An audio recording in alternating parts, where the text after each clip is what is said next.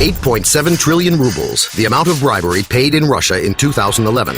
More than 40 billion rubles were prevented from being embezzled in federal purchases by the Rospil project. More than 8.5 million rubles were donated to the Rospil project by thousands of its supporters. Almost 1.5 million people have viewed Navalny's blog over the past month. More than 200,000 people follow Alexei Navalny on Twitter. 125,000 people gathered at Sakharova Prospect to fight for fair election. 100,000 people showed up on Bolotnaya Square. 37,000 people formed a human ring on the Garden Ring Road in Moscow.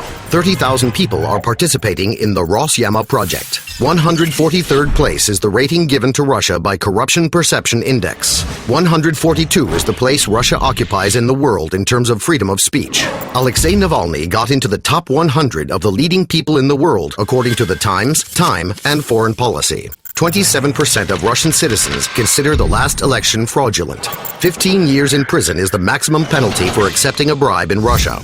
10 years. Over this period, according to The Economist magazine, a small group of people gathered wealth beyond the wildest dreams of the czars. December 9th, International Anti-Corruption Day. About $8,000 is the average size of a bribe in Russia last year. $7.5 billion is the cost of the 48-kilometer highway that was built for the Olympics in Sochi. 6 types of corruption were counted in Russia by Forbes magazine. The maintenance and repair of roads in Russia is 5 times more expensive in comparison to Finland. 4 billion rubles were marked to be spent on switching from asphalt to paving stone in Moscow. $3 million is an average bribe in Moscow. 2 pipe plants are owned by the 22-year-old niece of the governor of Krasnodar region. 1% of the value of your purchases on the Alexei Navalny Rospil bank card will be transferred to the Russian Anti-Corruption Fund.